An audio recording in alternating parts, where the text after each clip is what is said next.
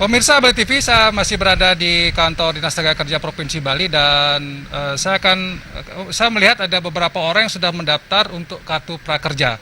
Dan seperti kita lihat di sini ada seseorang atau masyarakat yang kita akan wawancari sebentar ya. Bagaimana dan informasi dari mana dan bagaimana harapan.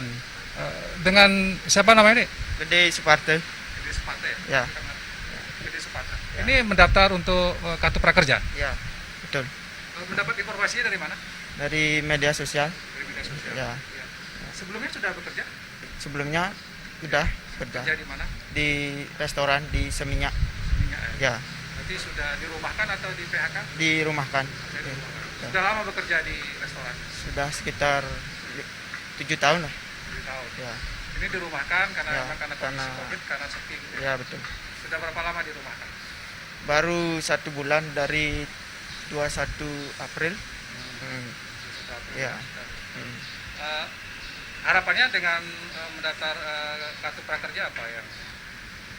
Semoga dapat bantuan lah dari pemerintah. Ya, Aslinya dari mana? aslinya dari Buleleng.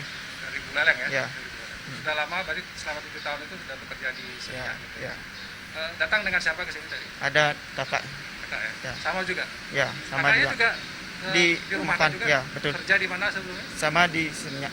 Ya. Di sebelah restoran. Mungkin Made atau Gede punya harapan nggak kepada pemerintah apa yang Ya. ingin disampaikan? Harapan saya semoga pandemi COVID-19 ini cepat berakhir itu. Supaya bisa kerja kembali seperti normal. Ya. Terima kasih dia atas waktunya, dan demikian tadi wawancara saya dengan salah seorang pencari kartu prakerja yang kita harapkan memang harapan penting yang ingin disampaikan bahwa COVID ini segera berlalu, mereka bisa bekerja kembali seperti biasa dan sekali lagi pariwisata normal. Kita semua berdoa semoga badai ini segera berlalu. Demikian laporan saya dari Dinas Tenaga Kerja Provinsi Bali, sampai jumpa di berita terkini berikutnya.